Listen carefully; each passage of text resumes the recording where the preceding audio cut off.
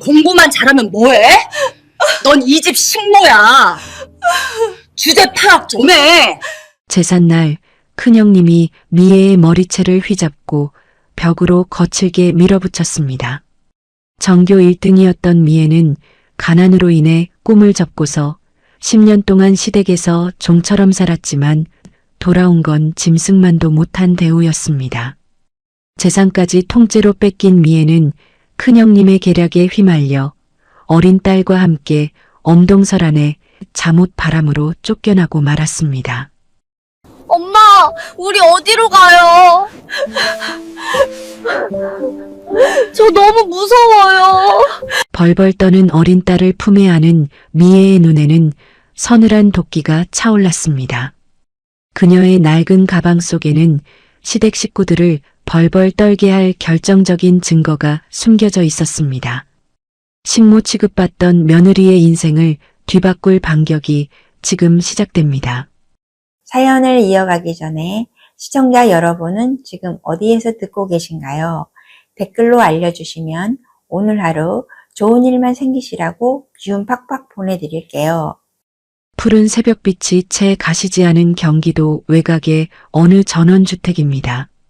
모두가 잠든 고요한 시간이지만 주방에서 흘러나오는 불빛만은 유난히 환했어요. 도마 위에 놓인 무가 경쾌한 소리를 내며 얇게 썰려 나갑니다. 막내 며느리 미애는 벌써 2시간째 아침 식사를 준비하고 있었어요. 가스레인지 위 냄비에서는 구수한 된장찌개가 보글보글 끓어오르고 있었지요. 미애는 정성껏 끓인 흰죽을 작은 그릇에 옮겨 담았습니다. 투병 중인 시아버지가 드실 음식이라 알갱이 하나하나 신경을 썼어요. 벌써 10년째 미애의 하루는 이렇게 남들보다 일찍 시작되었답니다. 미애는 잠시 손등으로 이마에 송골송골 맺힌 땀을 닦아냈어요. 창문에 비친 자신의 초라한 행색을 보니 씁쓸한 미소가 지어졌지요. 고등학교 시절 미애는 전교 1, 2등을 놓치지 않던 이름난 수재였어요. 선생님들은 미애가 당연히 명문대에 가서 큰 인물이 될 거라 믿었지요. 하지만 가난은 미애의 날개를 꺾어버리고 말았습니다. 대학 등록금을 마련할 길이 없어 결국 꿈을 포기해야만 했어요. 20 초반의 어린 나이에 결혼해 시부모님을 모시는 삶을 선택했지요. 10년 넘게 결혼 생활하면서 미애의 꿈은 지워졌어요. 그때였습니다. 고요하던 거실 쪽에서 요란한 구두 소리가 들려왔어요. 딸깍거리는 날카로운 소리가 조용하던 집안의 공기를 갈라놓았습니다.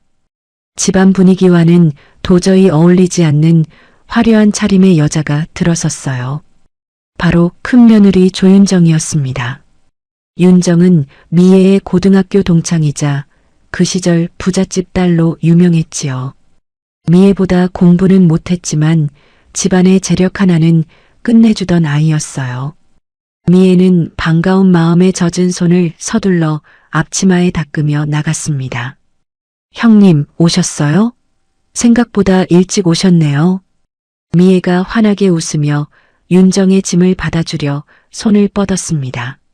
하지만 윤정은 미애의 손이 닿기도 전에 몸을 휙 돌려 피했어요. 윤정의 눈빛은 마치 더러운 것을 본 듯 얼음장처럼 차가웠습니다. 그녀는 수백만 원을 호가하는 명품 가방을 식탁 위에 툭 던지듯 내려놓았어요. 어머, 동서. 아직도 주방에서 이러고 있는 거야? 집안에서 나는 이 퀴퀴한 냄새 좀 봐. 환기 안 시켜? 윤정은 코끝을 찡그리며 손부채질을 해댔습니다. 말투는 나긋나긋했지만 그 안에는 상대의 자존심을 긁는 가시가 가득했어요.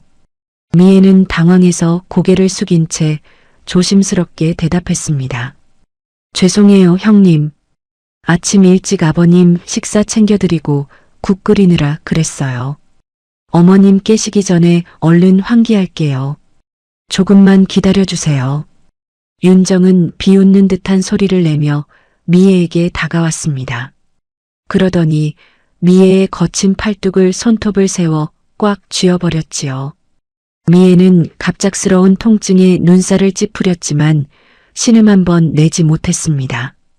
동서, 내가 올 때마다 말하지 않아? 일머리가 왜 그렇게 없어? 공부 좀 했다더니 살림하는 꼬락서니는 딱 식모 수준이네. 하기야 대학도 못 가고 일찍 시집 온 처지에 뭘 배우겠어? 윤정의 낮은 속삭임이 미애의 가슴에 대모처럼 박혔습니다.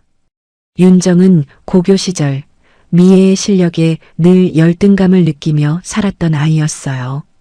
이제는 남편의 재력과 큰 며느리라는 권력을 휘두르고 있었지요. 과거의 열등감을 보상받기라도 하듯 미애를 하대하며 괴롭히고 있었습니다. 미애는 떨리는 목소리를 간신히 누르며 대답했어요. 형님, 말씀이 너무 심하세요. 저도 이 집 며느리예요. 그러자 윤정의 눈이 매섭게 치켜 올라갔습니다. 윤정은 미애의 턱끝을 강하게 잡아올리며 쏘아붙였어요. 며느리? 웃기지 마. 무슨 자신감으로 이 집 며느리라는 거야? 몸으로 때우는 건 식모나 하는 짓이야. 주제 파악 좀 하고 살자, 미애야. 미애는 차오르는 눈물을 참으려 입술을 지그시 깨물었습니다. 자신이 10년 동안 바친 정성은 윤정에게 그저 식모질일 뿐이었지요. 아무 대꾸도 못하고 서 있는 미애의 모습에 윤정은 승리감 섞인 미소를 지었습니다. 그때 안방 문이 열리는 소리가 들렸습니다. 시어머니 말자 여사가 기지개를 켜며 거실로 나오셨어요.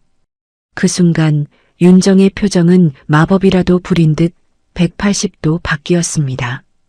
차가운 독서를 내뱉던 입술에는 세상에서 가장 착한 미소가 걸렸지요. 어머니, 벌써 일어나셨어요? 제가 너무 보고 싶어서 일찍 달려왔죠. 윤정은 언제 그랬냐는 듯 시어머니에게 달려가 싹싹하게 팔짱을 꼈습니다. 말자 여사는 큰 며느리의 손을 맞잡으며 인자하게 웃으셨어요. 오냐, 큰애야. 오느냐고 많이 피곤했을 텐데 고생 많았다. 우리 큰 며느리 얼굴 보니까 이제야 사람 사는 집 같구나. 말자 여사의 시선은 구석에 서 있는 미애에게는 머물지 않았습니다. 미애는 정성껏 준비한 음식들이 식어가는 식탁 옆에서 멍하니 서 있었지요. 윤정은 시어머니의 어깨를 주무르며 미애를 힐끗 쳐다보았습니다. 그 눈빛은 너는 평생 그렇게 살라는 듯 비열한 승리감으로 가득 차 있었어요. 미애는 거칠어진 자신의 손마디를 앞치마 밑으로 숨겼습니다. 오늘따라 앞치마가 유난히 무겁고 숨이 막혀오는 것 같았어요. 뒤바뀐 운명 앞에서 미애가 할 수 있는 건 그저 묵묵히 국을 퍼 나르는 일뿐이었답니다. 며칠 뒤 말자 여사의 생신이 다가왔습니다. 전원주택 넓은 거실에는 동네 할머니들과 말자 여사의 친구들이 모였어요. 미애는 새벽부터 일어나 혼자서 20명에 가까운 손님상을 차렸습니다. 갈비찜에 잡채, 각종 전까지 정성이 들어가지 않은 음식이 없었지요. 미애가 땀을 뻘뻘 흘리며 무거운 상을 들고 거실로 들어섰습니다. 하지만 말자 여사의 시선은 오직 화려하게 차려입고 앉아있는 윤정에게만 향해 있었어요. 윤정은 손에 물 한 방울 묻히지 않은 채 친구들 사이에서 웃음꽃을 피웠습니다. 어머 말자야, 내 큰 며느리 좀 봐. 어쩜 저렇게 귀티가 나니? 말도 마. 우리 큰애가 이번에 내 환갑 선물로 명품 백을 사왔잖아. 말자 여사는 윤정이 가져온 가방을 친구들에게 보여주며 입이 마르도록 칭찬했어요. 윤정은 짐짓 쑥스러운 척하며 말자 여사의 어깨를 주물렀습니다. 어머니도 참 당연히 해드려야 할 일을 가지고 그러세요. 제가 바빠서 자주 못 오는 게 죄송해서 그렇죠. 그 가방 마음에 드시죠? 윤정의 말 한마디에 친구들은 부러움 섞인 탄성을 내뱉었습니다. 그때 미애가 식기를 챙기며 조심스럽게 옆에 섰어요. 어머님, 식사 차려왔습니다. 따뜻할 때 드세요. 미애의 인사에 말자 여사는 고개도 돌리지 않고 차갑게 말했습니다. 그래, 거기 두고 너는 가서 과일이나 좀 깎아와라. 애가 센스가 없어. 손님들이 오셨는데 과일 준비를 미리 안 해놓니? 미애는 무안한 마음에 서둘러 주방으로 향했습니다. 뒤에서 윤정의 비웃음 섞인 목소리가 들려왔어요. 어머니, 동서가 원래 좀 느리잖아요. 제가 가서 도와줄까요? 내가 왜 가니?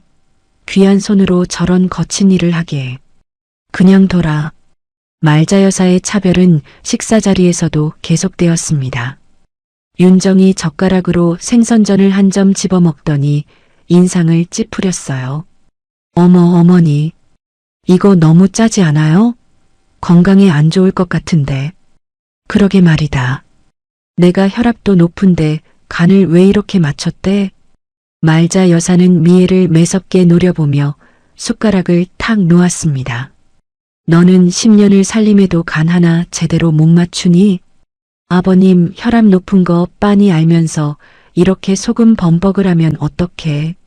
미애는 억울한 마음에 가슴이 답답해졌습니다. 분명 아까 간을 볼 때만 해도 싱겁다고 타박하셨던 어머니였으니까요. 미애가 입술을 달싹이며 조심스럽게 입을 열었습니다. 어머님, 아까는 싱겁다고 하셔서 소금을 조금 더 넣었는데 지금 어머니 말씀에 토다는 거니? 동서 반성해야지. 이건 너무 기름지잖아. 윤정이 중간에 말을 끊으며 미애를 몰아세웠습니다. 미애는 주방 구석에 서 있는 남편 희철을 간절한 눈빛으로 바라보았어요. 하지만 희철은 못 본 척 고개를 돌리고 자기 밥그릇만 쳐다보고 있었지요.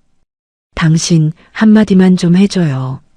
나 혼자 아침부터 고생한 거 알잖아요.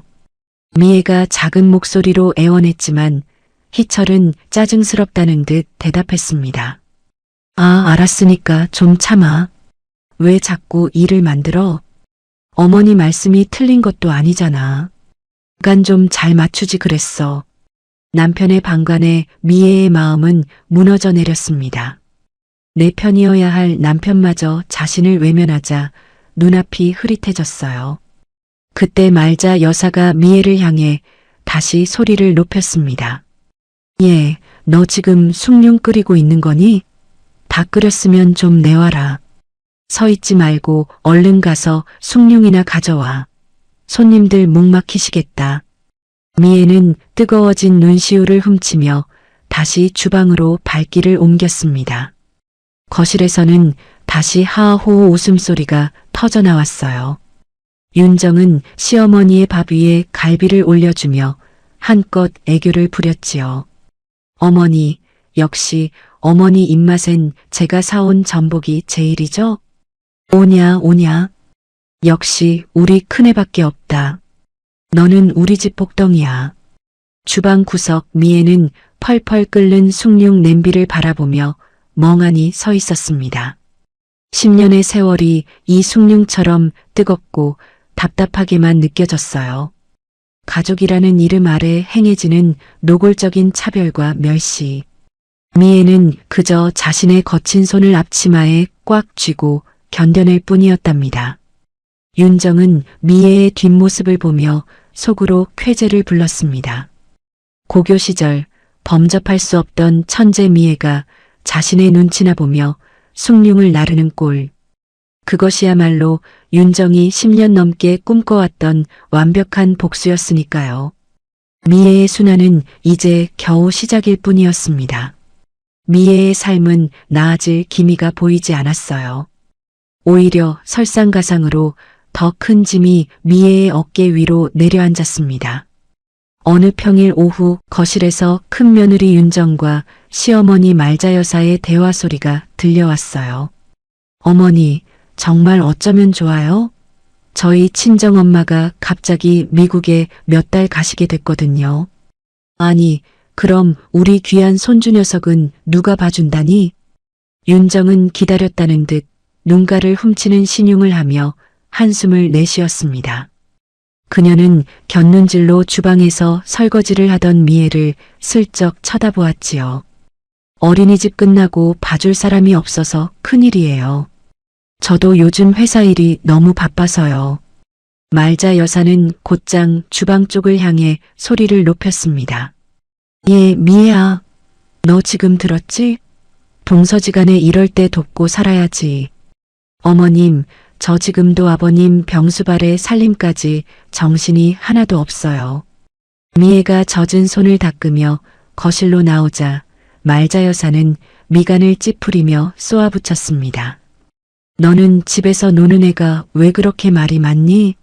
윤정이는 밖에서 돈 벌어오느라 바쁘잖니. 애 하나 더 보는 게 뭐가 대수라고 그래. 그냥 내 딸이랑 같이 놀게 하면 되잖아. 윤정은 이때다 싶어 미애의 손을 꼭 잡으며 간곡하게 부탁하는 척했지요. 동서, 정말 미안해. 내가 주말에는 꼭 데려갈게. 평일 오후에만 부탁 좀 할게. 응? 결국 미애는 자신의 의사와는 상관없이 윤정의 아들인 준우까지 돌보게 되었습니다. 하지만 준우는 엄마인 윤정을 닮아 영악하고 기세등등한 아이였어요. 집에 오자마자 거실을 난장판으로 만드는 것은 물론 미애의 딸 서윤이를 사사건건 괴롭혔습니다. 아, 이거 내 거야. 내가 왜 만져? 저리 비켜. 준우가 서윤이가 아끼던 인형을 빼서 바닥에 내동댕이 쳤습니다. 서윤이는 울먹이며 인형을 집으려 했지만 준우는 발로 인형을 짓밟아 버렸지요. 미애가 달려와 준우를 나무라자 준우는 오히려 소리를 질렀습니다. 우리 엄마가 그랬어요. 아줌마는 우리 집 식모라고. 식모 주제에 왜 나한테 참견이야. 어린아이의 입에서 나온 잔인한 말에 미애는 온몸의 피가 거꾸로 솟는 기분이었어요. 윤정이 평소에 집에서 자신을 어떻게 부르고 다녔는지 안 봐도 훤했지요. 참다 못한 미애가 윤정에게 전화를 걸었습니다. 형님, 준우가 서윤이를 너무 괴롭혀요. 애 교육을 어떻게 시키시는 거예요? 하지만 전화기 너머 윤정의 목소리는 태평하기만 했습니다. 어머, 동서. 애들끼리 놀다 보면 그럴 수도 있지. 너무 예민한 거 아냐? 그리고 나 지금 출장 가는 중이라 바빠. 사소한 일로 전화하지 마. 출장이라던 윤정은 사실 친구들과 호텔 스파를 즐기러 가는 길이었지요. 주말이 되어도 윤정은 나타나지 않았습니다. 오히려 미애가 친정어머니 생신을 맞아 모처럼 잡은 약속마저 가로막았어요. 동서, 나 이번 주말에 갑자기 해외 바이어 미팅이 잡혔어. 준우 좀 계속 봐줘야겠어. 형님, 저 오늘 친정엄마 생신이라 정말 가봐야 해요. 미리 말씀드렸잖아요. 미애의 간곡한 말에도 윤정의 대답은 차갑기만 했습니다. 친정엄마 생신이 밥 먹여주니? 나는 지금 회사에 사활이 걸린 문제라고. 어머니한테 물어봐. 어머니가 동서 친정 가는 게 중요한지, 우리 준우 봐주는 게 중요한지. 곁에서 듣고 있던 말자 여사가 거들었습니다. 예, 미애야. 너는 어쩜 그렇게 이기적이니? 큰애가 밖에서 고생하는데 너는 놀러 갈 생각만 해? 당장 약속 취소하고 준우 밥이나 챙겨. 사돈생신은 내년에 챙겨도 되잖아. 미애는 억울함에 눈물을 뚝뚝 흘리며 친정엄마에게 전화를 걸었습니다. 못 간다는 말 한마디를 전하는 미애의 목소리가 바들바들 떨렸지요. 윤정은 미애의 그런 모습을 비웃으며 쇼핑백 가득 명품을 채우고 사생활을 즐겼습니다. 미애의 하루는 새벽부터 밤까지 남의 자식 뒷바라지와 시부모 수발로 채워졌어요. 자신의 삶은커녕 딸 서윤이의 눈물조차 닦아줄 시간이 없는 비참한 나날이었습니다. 윤정의 뻔뻔함은 갈수록 극에 달했고 미애의 가슴 속에는 깊은 한과 분노가 차곡차곡 쌓여가고 있었답니다.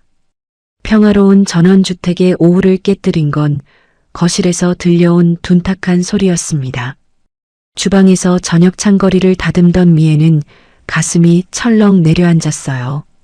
거실로 뛰어나가 보니 TV를 보시던 시아버지가 바닥에 쓰러져 계셨습니다. 시아버지는 한쪽 팔다리를 떨며 입가가 눈에 띄게 돌아가 있었지요.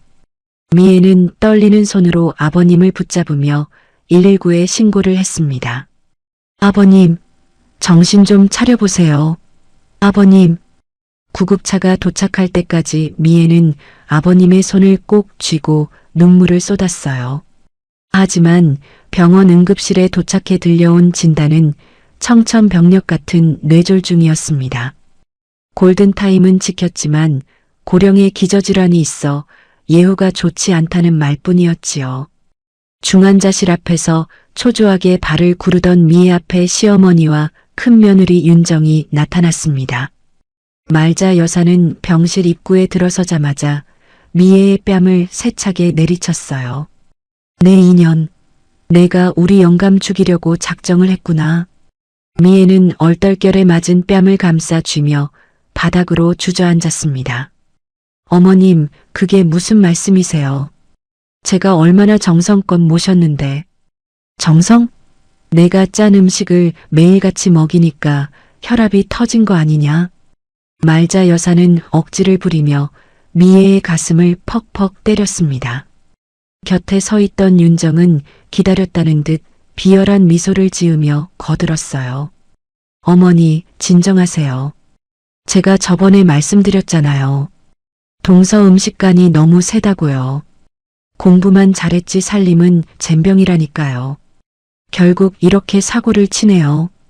윤정은 마치 잘 됐다는 듯 미애를 죄인 취급하며 몰아세웠습니다. 동서, 정말 실망이야. 아버님 건강이 이 지경이 될 때까지 뭘 한 거야? 미애는 억울함에 목이 메어 아무 말도 할 수 없었습니다. 사실 아버님의 혈압이 높았던 건 큰아들의 사업 자금 문제로 스트레스를 받으셨기 때문이었지요. 하지만 윤정은 그 화살을 모두 미애에게 돌려버렸습니다. 말자 여사는 윤정의 손을 꼭 잡으며 울먹였어요. 그래, 큰애야. 내 말이 맞다. 이 집안에 망조가 든 게 다 전현 때문이야. 아버님 거동도 못하시게 됐다는데 간병비는 또 어떡하니? 그러자 윤정이 미애를 뚫어지게 쳐다보며 제안했습니다. 어머니, 간병비 걱정 마세요. 동서가 집에서 아버님 전담해서 모시면 되죠. 자기가 잘못해서 저렇게 되셨는데 당연히 속죄하는 마음으로 모셔야지. 동서, 자식 도리한다 생각하고 군말 말고 아버님 수발 들어. 알았어? 결국 전신마비가 온 시아버지의 독박 간병이 미애의 몫이 되었습니다. 대소변을 직접 받아내고 욕창이 생길까봐 2시간마다 몸을 뒤척여 드렸어요. 잠깐이라도 졸면 시어머니의 호통이 날아왔고 윤정은 가끔 들러 먼지를 닦으며 생색만 냈지요. 미애의 몸은 하루가 다르게 말라갔고 정신은 피폐해졌습니다. 그러던 어느 날 밤 미애는 아버님의 기저귀가 떨어져 급히 병원 근처 편의점으로 향했습니다. 어두운 골목을 지나 주차장 쪽을 가로지르던 미애는 익숙한 차 한 대를 발견했어요. 바로 큰형님 윤정의 외제차였습니다. 그런데 차 안에서 보이는 실루엣이 심상치 않았습니다. 윤정이 웬 젊은 남자와 엉겨붙어 진한 입맞춤을 나누고 있었던 거예요. 미애는 충격에 손에 든 검은 봉지를 떨어뜨리고 말았습니다. 바스락거리는 소리에 놀란 윤정이 차 문을 열고 튀어나왔습니다. 내연남은 급히 차를 몰고 사라졌고 윤정은 도끼 서린 눈으로 미애를 노려봤어요. 너 방금 뭘 보고 있던 거야? 설마 다 봤니? 윤정은 미애의 멱살을 잡고 비상구 계단 구석으로 거칠게 밀어붙였습니다. 형님, 어떻게 이럴 수가 있어요? 아버님은 저렇게 사경을 헤매시는데. 미애의 목소리가 바들바들 떨리자 윤정은 오히려 미애의 턱을 치켜들었습니다. 닥쳐. 내가 뭔데 잔소리야? 그냥 아는 동생 만난 거야. 너 어디 가서 허튼 소리만 해봐. 내가 가만히 있을 것 같아? 윤정은 미애의 귀에 입을 가까이 대고 차갑게 속삭였습니다. 너 내가 어머니한테 뭐라고 할지 궁금하지? 내가 아버님 약 빼돌려서 팔아먹었다고 할 거야. 치매 증상 있는 아버님 꼬드겨서 재산 가로채려 했다고 하면 어머니가 누구 말을 믿으실까? 그리고 내 딸 서윤이. 걔 아직 어리지? 내 인맥동원해서 학부모들 사이에 너에 대한 안 좋은 소문 퍼뜨리는 거 순식간이야. 걔 학교생활 망가지는 꼴 보고 싶으면 알아서 해. 딸의 이름이 나오자 미애의 심장이 멎는 것 같았습니다. 윤정은 공포에 질린 미애의 표정을 보며 비릿한 웃음을 지었어요. 식모면 식모답게 입 닥치고 아버님 똥이나 치워. 그게 내가 살 길이야. 윤정은 거칠게 미애를 뿌리치고는 당당하게 어둠 속으로 사라졌습니다. 미애는 차가운 시멘트 바닥에 주저앉아 꺽꺽거리며 울음을 삼켰습니다. 시아버지를 쓰러뜨렸다는 누명보다 윤정의 저 추악한 비밀이 더 무겁게 어깨를 눌러왔어요. 하지만 미애는 알고 있었습니다. 이대로 당하고만 있으면 자신뿐만 아니라 서윤이까지 망가질 거라는 사실을요. 어둠 속에서 미애의 눈빛이 전과는 다르게 서늘하게 가라앉았습니다. 슬픔은 이미 분노로 변해 있었고 미애의 머릿속에는 새로운 계획이 싹트기 시작했답니다. 시아버지가 병석에 누워 계신 사이 집안의 공기는 더욱 살벌하게 변해갔습니다. 큰 며느리 윤정은 마치 기다렸다는 듯 본색을 드러내기 시작했어요. 윤정은 매일같이 시어머니 말자 여사의 곁에 붙어 아양을 떨며 무언가 서류를 내밀었습니다. 지극정성인 척 연기하며 노인네의 판단력을 흐리게 만든 것이지요. 결국 윤정은 말자 여사를 설득해 시부모님이 평생 일궈온 땅과 지금 살고 있는 전원주택의 명의까지 자기 앞으로 돌려놓고 말았습니다. 그뿐만이 아니었어요.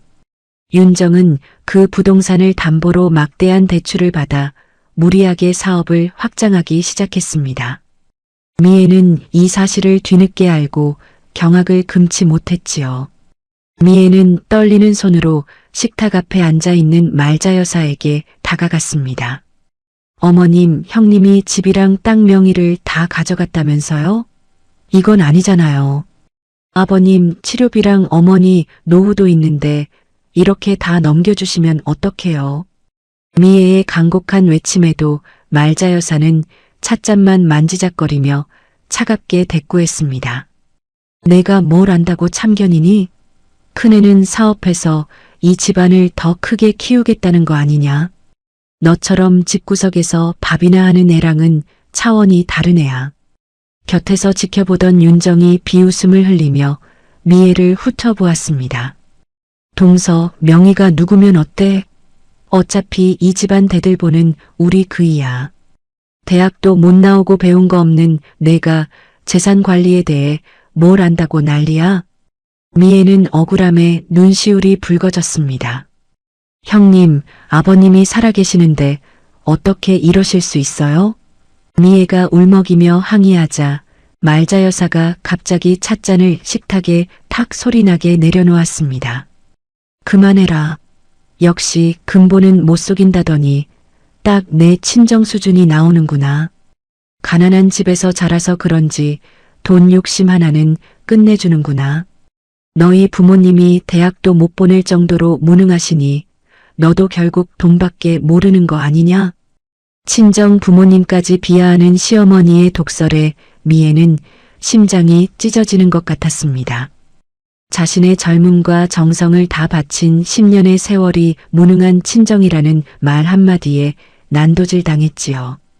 미애는 주먹을 꽉 쥐고 부들부들 떨며 거실을 뛰쳐나왔습니다. 아무도 없는 마당 구석에서 미애는 소리 없이 오열했습니다. 믿었던 남편은 여전히 방관하고 시어머니는 자신을 인간 이하로 취급하며 윤정은 승승장구하고 있었지요. 정말 여기서 끝인 걸까? 내 인생은 이렇게 망가지는 걸까? 절망의 구렁텅이에 빠진 미애의 눈앞에 검은색 고급 승용차 한 대가 멈춰 섰습니다. 차에서 내린 사람은 중후한 신사복 차림의 중년 남성이었습니다. 그는 미애에게 다가와 정중하게 고개를 숙이며 인사를 건넸어요. 이미애 씨 되십니까? 저는 박 실장이라고 합니다. 미애는 당황하며 눈물을 닦았습니다. 누구신데 저를? 그의 정체는 시아버지가 쓰러지기 전부터 은밀하게 자산을 관리해온 비밀 조력자 박 실장이었습니다. 박 실장은 주위를 살피더니 미애에게 작은 서류 봉투 하나를 내밀었습니다. 회장님께서 쓰러지기 직전에 저에게 당부하셨습니다. 혹시라도 집안에 풍파가 생기면 꼭 미애 씨에게 전해달라고요. 미애가 조심스럽게 봉투를 열어보자 그 안에는 놀라운 내용들이 담겨 있었습니다. 윤정이 명의를 빼돌리기 위해 서류를 조작한 정황과 그녀가 내연남과 함께 회사 자금을 횡령해온 증거 자료들이었지요. 무엇보다 시아버지가 정신이 온전할 때 작성해둔 모든 재산의 관리권을 미애에게 위임한다는 공증 서류가 들어 있었습니다. 회장님께서는 이미 큰 며느리의 욕심과 작은 며느리의 희생을 다 알고 계셨습니다. 박 실장의 목소리는 낮지만 힘이 있었습니다. 이제 미애 씨가 결정하셔야 합니다. 이 집안을 바로잡을 준비가 되셨습니까? 미애의 눈에서 눈물이 멈추고 대신 날카로운 광채가 서리기 시작했습니다. 지금껏 당해온 수모와 멸시, 그리고 딸 서윤이의 눈물을 떠올렸지요. 미애는 서류 봉투를 가슴에 꼭 안으며 박 실장을 똑바로 쳐다보았습니다. 네, 할게요. 이제 제가 다 되찾아올 거예요. 절망의 끝에서 만난 뜻밖의 구원자, 그리고 반격의 열쇠. 미애는 차가운 바람을 맞으며 결심했습니다.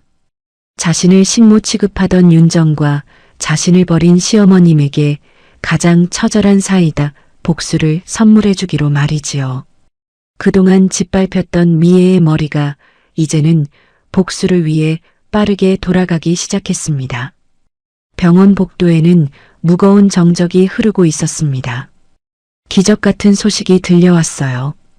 뇌졸중으로 쓰러져 의식이 없던 시아버지가 손가락을 움직이기 시작했다는 겁니다. 하지만 이 소식이 누구에게나 기쁨은 아니었지요. 명의를 빼돌리고 사업을 확장하던 윤정에게는 그야말로 마른 하늘의 날벼락 같은 소리였습니다. 윤정은 병원 비상구에서 초조하게 손톱을 깨물며 시어머니 말자 여사를 설득하기 시작했어요. 어머니, 아버님 깨어나시면 큰일 나요. 저 박 실장이란 사람 분명 아버님 부추겨서 서류 다 뒤집을 거예요. 박 실장이 그럴 사람이야? 그 사람이 우리 영감 비서 노릇을 한 게 몇 년인데. 말자 여사가 망설이자 윤정은 도끼 서린 눈을 빛내며 다그쳤습니다. 어머니, 제가 해놓은 사업 투자들 어쩔 거예요? 아버님 깨어나서 다 회수하시면 우리 다 길거리에 나앉아요. 당장 박 실장 해고하세요. 그리고 미애 저 여우 같은 년도 집에서 내쫓아야 해요. 미애가 아버님 곁에서 무슨 소리를 할 줄 알고 그냥 둬요? 욕심에 눈이 먼 말자 여사는 결국 윤정의 손을 잡았습니다. 그들은 곧바로 박 실장에게 해고를 통보했고 미애를 집에서 몰아내기 위한 추악한 음모를 꾸미기 시작했지요. 윤정은 자신의 치부를 덮기 위해 더 큰 악행을 준비했습니다. 바로 자신의 내연남을 동원해 미애에게 씻을 수 없는 누명을 씌우는 것이었지요. 어느 날 저녁 윤정은 미애를 집 근처 조용한 카페로 불러냈습니다. 동서, 그동안 미안했어. 내가 생각이 짧았네. 우리 화해의 의미로 차나 한잔하자. 미애는 의심스러웠지만 윤정의 태도가 너무나 정중했기에 거절하지 못하고 나갔습니다. 하지만 그곳에는 윤정이 미리 매수한 내연남이 손님인 척 앉아 있었지요. 윤정이 화장실을 간 사이 낯선 남자가 미애의 테이블로 다가와 친한 척 말을 걸었습니다. 미애 씨, 오랜만이에요. 지난번에 우리 같이 호텔 있었을 때 정말 좋았는데. 미애는 당황해서 자리를 피하려 했지만 남자는 미애의 팔을 붙잡고 놓아주지 않았어요. 그 순간 기다렸다는 듯 윤정과 말자 여사가 카페 안으로 들이닥쳤습니다. 아니, 이게 무슨 꼴이니? 간병하라고 보냈더니 밖에서 외간 남자랑 바람을 피워? 말자 여사의 고함에 카페 안 사람들의 시선이 미애에게 꽂혔습니다. 윤정은 미리 준비한 합성 사진들을 바닥에 뿌리며 가증스러운 연기를 시작했지요. 어머, 동서. 어떻게 이럴 수가 있어? 아버님은 병실에서 사경을 헤매시는데. 어머니, 보셨죠?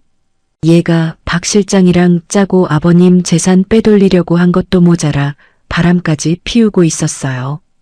세상에 얼굴만 보면 법 없이도 살 것 같더니 순 불려우였네. 미애는 너무 기가 막혀 말이 나오지 않았습니다. 아니에요.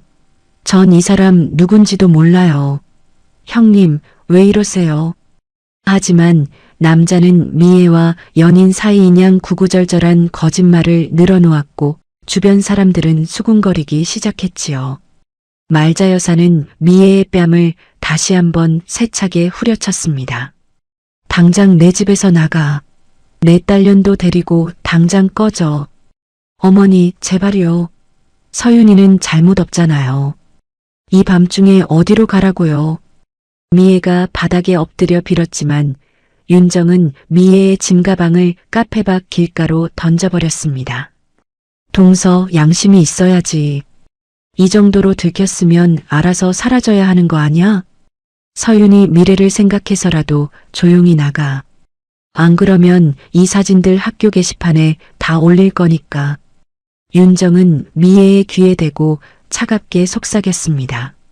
내가 말했지? 입 닥치고 살라고. 한겨울밤 미애는 잠옷바람으로 쫓겨난 딸 서윤이를 품에 안고 길거리에 나앉았습니다. 남편 희철은 전화기조차 꺼둔 채 나타나지 않았고 주머니에는 단돈 몇만 원도 없었지요. 서윤이는 덜덜 떨며 미애의 품을 파고들었습니다. 엄마, 우리 이제 어디로 가? 무서워요. 울음을 참으며 딸을 다독이는 미애의 머릿속에는 박 실장의 연락처가 떠올랐습니다. 윤정과 시어머니는 집으로 돌아가 샴페인을 터뜨리고 있겠지요. 하지만 그들은 알지 못했습니다. 미애가 들고 나온 낡은 가방 속에는 박 실장이 전해준 결정적인 반격의 열쇠가 여전히 숨겨져 있다는 사실을요. 서윤아, 조금만 참아. 엄마가 저 사람들, 지옥이 뭔지 꼭 보여줄게. 가로등 불빛 아래 선 미애의 눈빛은 더 이상 가련한 식모의 눈빛이 아니었습니다. 모든 것을 잃은 자의 가장 독한 복수가 비로소 시작되려 하고 있었습니다. 집안에는 다시 한번 제사 음식을 준비하는 냄새가 가득했습니다. 하지만 10년 동안 이 집안의 모든 음식을 도맡았던 미애의 자리는 없었어요. 윤정이 부른 출장 뷔페 음식들이 제사상 위에 성의 없이 차려지고 있었습니다. 길거리로 쫓겨났던 미애는 딸 서윤이의 손을 잡고 결연한 표정으로 집 마당에 들어섰습니다. 거실에서 웃음꽃을 피우던 윤정과 말자 여사는 미애를 보자마자 얼굴이 험악하게 일그러졌어요. 윤정은 들고 있던 와인잔을 내려놓으며 미애에게 다가왔습니다. 야, 이미애. 내가 여기가 어디라고 발을 들여? 당장 안 나가.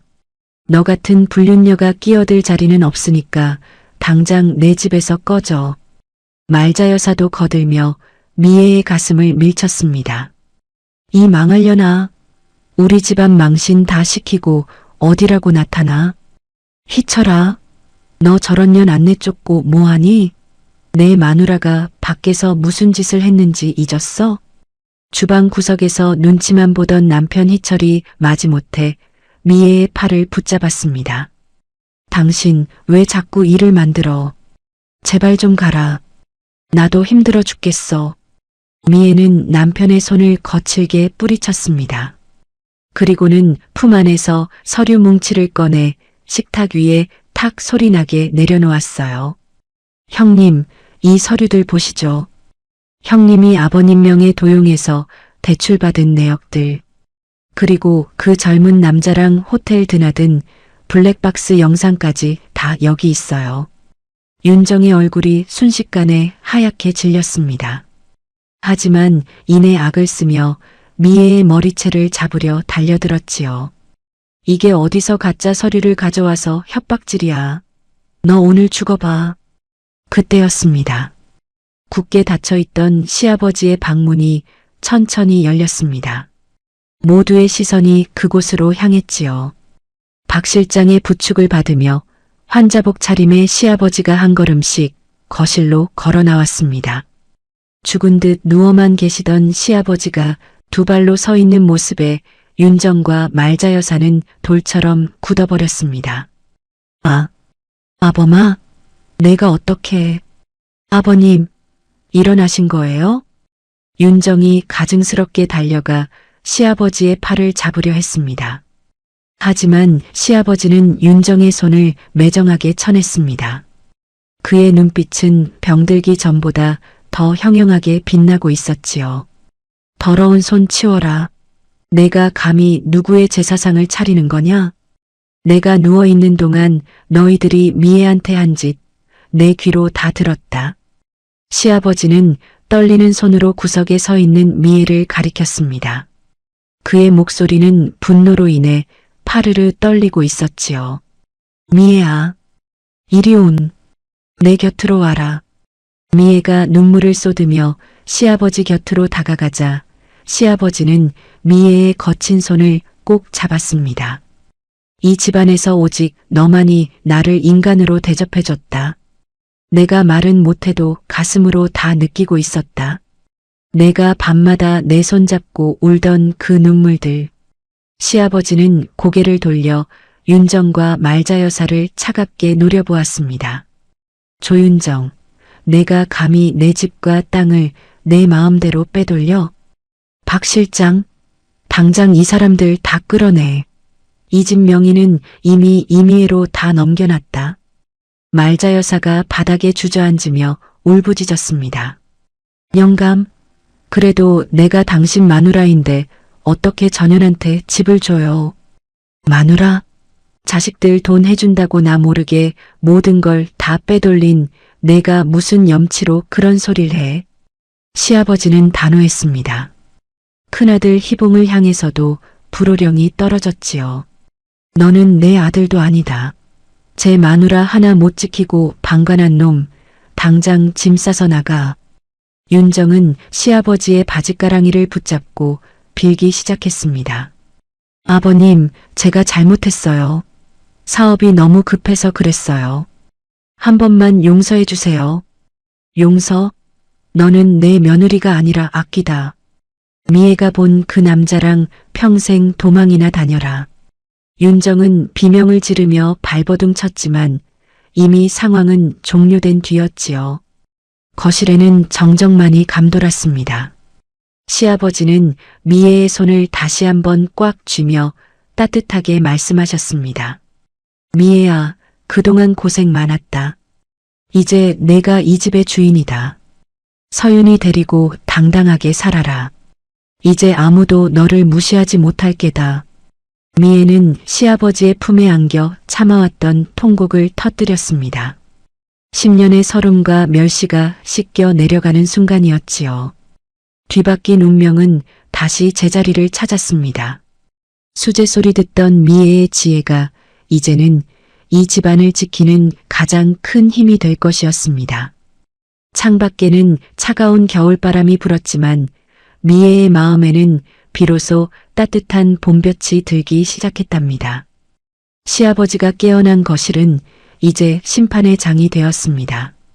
박 실장은 품 안에서 태블릿 PC와 두툼한 서류 뭉치를 꺼내 식탁 위에 올렸어요. 윤정은 사색이 되어 박 실장의 손을 막으려 했지만 시아버지의 서늘한 호령에 제자리에 얼어붙고 말았습니다. 박 실장, 하나도 빠짐없이 다 보여주게. 이 사람들이 내 눈과 귀를 어떻게 가렸는지. 박 실장이 화면을 터치하자 윤정이 내연남과 은밀하게 주고받은 문자 메시지와 호텔 로비에서 찍힌 선명한 사진들이 쏟아져 나왔습니다. 시어머니 말자 여사는 뒷목을 잡으며 소파로 주저앉았어요. 하지만 이건 시작에 불과했습니다. 조윤정 씨, 당신이 시어머니 명의를 도용해 서류를 조작하고 무리하게 대출을 받은 내역입니다. 이건 명백한 사문서 위조와 횡령입니다. 이미 경찰에 고발 조치 완료했습니다. 윤정은 바들바들 떨며 시어머니를 쳐다보았습니다. 어머니, 저 사람 말 믿지 마세요. 제가 다 우리 집안 잘 되라고 한 거예요. 하지만 말자 여사는 이미 윤정의 손을 뿌리친 뒤였지요. 그때 박 실장이 마지막 결정타를 날렸습니다. 그리고 이 영상은 지난 제삿날 집 뒤편 창고에서 찍힌 CCTV 영상입니다. 화면 속에는 충격적인 장면이 담겨 있었습니다.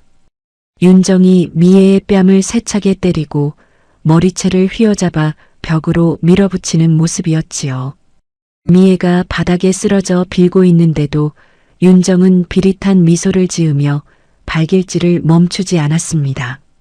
영상을 보던 시아버지는 지팡이로 바닥을 쾅쾅 내리치며 포효했습니다. 내 인연, 내가 감히 내 집에서 내 자식 같은 며느리를 짐승처럼 다뤄? 사람의 탈을 쓰고 어떻게 저런 짓을? 당장 경찰 불러. 당장? 상황이 완전히 역전되자 윤정과 말자 여사는 서로를 탓하며 추악한 본색을 드러냈습니다. 윤정은 시어머니를 향해 삿대질을 하며 소리를 질렀어요. 어머니가 미애 구박할 때 저보고 잘한다고 하셨잖아요. 이제 와서 왜 저만 나쁜 년 만드세요? 뭐라고? 내가 나를 꼬드겨서 명예 가져간 거 아니냐? 이 독사 같은 년아. 두 여자는 거실 바닥을 뒹굴며 서로의 머리채를 잡고 싸우기 시작했습니다. 품이 있던 큰 며느리와 위엄 있던 시어머니의 모습은 온데간데 없었지요. 미애는 그 처절한 몰락을 차가운 눈으로 내려다보았습니다. 자신이 10년 동안 흘린 눈물이 저들의 추악한 싸움으로 보상받는 기분이었어요. 잠시 후 박 실장이 부른 경찰들이 들이닥쳤습니다. 윤정은 횡령과 폭행 혐의로 수갑이 채워진 채 끌려나갔습니다. 이거나 내가 누군지 알아? 우리 친정이 가만 안 있을 거야. 윤정의 마지막 발악은 공허한 메아리가 되어 사라졌습니다. 둘째 아들 희철 또한 예외는 아니었습니다. 시아버지는 방관만 하던 둘째 아들에게 단 한 푼의 재산도 물려주지 않겠다고 선언했어요. 말자 여사는 전원주택의 소유권이 미애에게 넘어갔다는 사실을 알고 망연자실했습니다. 어제의 주인들이 오늘의 죄인이 되어 쫓겨나가는 광경은 그야말로 순식간이었답니다. 텅 빈 거실에 미애와 시아버지 그리고 딸 서윤이만이 남았습니다.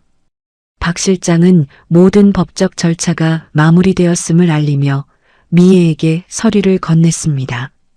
악인들의 탐욕이 쌓아 올린 성은 모래성처럼 허무하게 무너져 내렸어요.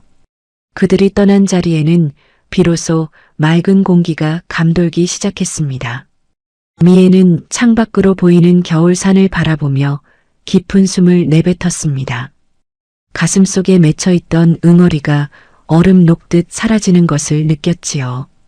시아버님의 도움으로 시작된 복수는 이렇게 완벽하고 통쾌한 법적 단죄로 끝이 났습니다. 폭풍우가 지나간 전원주택의 아침은 눈부시게 맑았습니다. 윤정과 시어머니가 떠난 자리는 고요했지만 그 어느 때보다 생동감이 넘쳤지요. 미애는 거실 소파에 앉아 정갈하게 차려진 서류 뭉치를 가만히 내려다보았습니다. 그 곁에는 시아버지가 여전히 휠체어에 앉아 인자한 미소로 미애를 바라보고 있었어요. 막내 며느아가야. 이 서류들은 이제 내 것이다. 내 남은 생과 이 집의 모든 관리권을 너에게 맡기마. 아버님, 제가 이렇게 큰 것을 받아도 될까요? 미애의 물음에 시아버지는 미애의 거칠어진 손을 부드럽게 감싸쥐었습니다. 10년 동안 내가 흘린 땀방울에 비하면 이건 보상도 아니란다. 이제는 누군가의 며느리, 누군가의 엄마가 아니라 이미애라는 내 이름으로 살아라. 그때 현관문이 조심스럽게 열리며 남편 희철이 들어왔습니다. 쫓겨난 지 며칠 만에 수척해진 모습으로 나타난 희철은 미애의 눈치를 살폈어요. 당신 아직 화 많이 났지? 내가 정말 잘못했어. 이제부터라도 내가 잘할게. 미애는 그런 희철을 보며 담담하게 준비해둔 서류 한 장을 내밀었습니다. 그것은 바로 이혼 서류였지요. 희철은 소스라치게 놀라며 서류를 받아들었습니다. 아니, 이게 뭐야? 이혼이라니. 우리 서윤이는 어떡하고. 서윤이는 걱정 마세요. 방관만 하던 아빠 밑에서 자라는 것보다 당당한 엄마 밑에서 자라는 게 훨씬 행복할 테니까요. 미애의 목소리에는 단 한 점의 망설임도 없었습니다. 10년 동안 당신은 내 남편이 아니었어요. 그저 윤정 형님과 어머님의 관객이었죠. 이제 당신이라는 관객도 필요 없으니 이 집에서 조용히 나가주세요.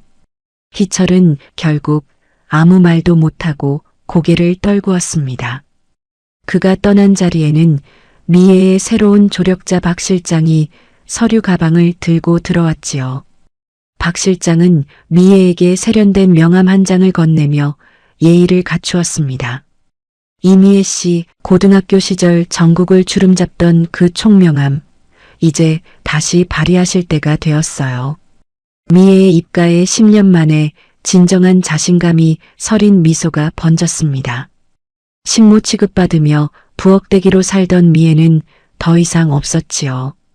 미애는 화려하지는 않지만 세련된 정장으로 갈아입고 거울 앞에 섰습니다. 거울 속에는 꿈을 포기했던 10년 전의 수제미애가 당당하게 서 있었답니다. 딸 서윤이가 미애의 손을 꼭 잡으며 환하게 웃었습니다. 엄마, 꼭 공주님 같아요. 아니, 서윤아. 엄마는 공주님이 아니라 이제 이 세상을 직접 걸어갈 대장님이 될 거야. 시아버지는 대문 밖까지 배웅을 나오며 미애의 앞날을 축복했습니다. 미애는 시아버지에게 깊이 허리 숙여 감사 인사를 드리고는 주차된 차에 올랐지요. 박 실장이 차 문을 열어주자 미애는 뒤도 돌아보지 않고 당당하게 첫 발을 내디뎠습니다. 차창 밖으로 흐르는 풍경을 보며 미애는 생각했습니다. 가족이라는 이름의 굴레에서 벗어나 비로소 맞이한 진정한 독립. 10년의 인고 끝에 얻어낸 이 값진 자유를 미애는 절대 놓치지 않을 것입니다. 자신의 가치를 증명하기 위해 그리고 사랑하는 딸의 미래를 위해 미애의 엔진은 힘차게 돌아갔습니다. 햇살이 쏟아지는 도로 위를 달리는 미애의 뒷모습은 그 어느 때보다 빛나고 아름다웠습니다. 뒤바뀌었던 운명을 스스로 되찾은 여자, 이미애의 새로운 인생은 이제 막을 올리고 있었답니다. 오늘 사연은 여기까지입니다. 끝까지 시청해 주셔서 고맙습니다. 구독과 좋아요 남겨주실 거죠? 감사합니다. 어디서 징그러운 가짜 팔을 내밀어 재수없게 우리 집안 망신을 시켜도 유분수지. 상견례 자리에서 사돈댁 여자가 핑크빛 샴페인을 노인의 머리 위로 들이부었습니다. 분홍색 술방울이 하얀 머리카락을 타고 흘러내려 낡은 점퍼를 축축하게 적셨어요. 평생 동료를 구하려다 얻은 영광의 상처가 이들에겐 그저 오물보다 못한 취급을 받은 겁니다. 노인은 아무 말 없이 젖은 의수를 닦아냈고 그 모습을 본 딸은 무너져 내리며 오열했습니다. 그러나 예비 사위는 핸드폰 도박 게임에만 몰두하며 낄낄거렸어요. 하지만 방 안의 그 누구도 상상조차 못했습니다. 이 노인이 왜 굳이 수억 원짜리 첨단 의수를 벗어던지고 낡은 의수와 허름한 차림으로 상견례 자리에 왔는지를요. 잠시 후 샴페인에 젖은 노인이 핸드폰을 든 순간 방 안의 권력관계는 처참하게 뒤집어집니다. 사연을 이어가기 전에 시청자 여러분은 지금 어디에서 듣고 계신가요? 댓글로 알려주시면 오늘 하루 좋은 일만 생기시라고 기운 팍팍 보내드릴게요. 늦가을에 찬 바람이 낡은 창틀 사이로 스며들어오는 오후였어요.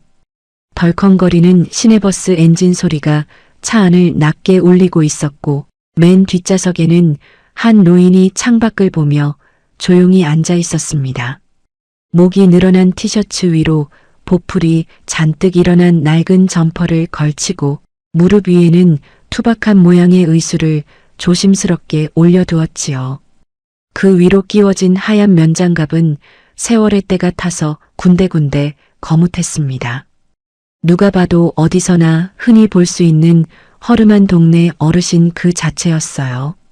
하지만 이분이 바로 대한민국 금융계의 거물로 불리는 분입니다. 국내 최대 자산운용사인 VIP 자산운용을 일궈낸 한진우 의장이었어요. 창밖으로 빠르게 스쳐 지나가는 화려한 도심의 빌딩들 중에는 진우의 손을 거쳐 세워지거나 그의 자본이 흐르지 않는 곳이 없었지요. 업계에서는 호랑이 같은 눈빛으로 시장을 호령하는 그였지만 오늘만큼은 그 화려한 타이틀과 권위를 모두 내려놓기로 했습니다. 진우는 자신의 왼팔을 물끄러미 내려다보았습니다. 평소라면 사람의 실제 팔과 구분하기 힘들 정도로 정교한 수억 원을 호가하는 최첨단 의수를 착용하고 있었을 시간입니다. 하지만 오늘은 먼지 쌓인 창고 구석에서 낡은 의수를 꺼냈어요.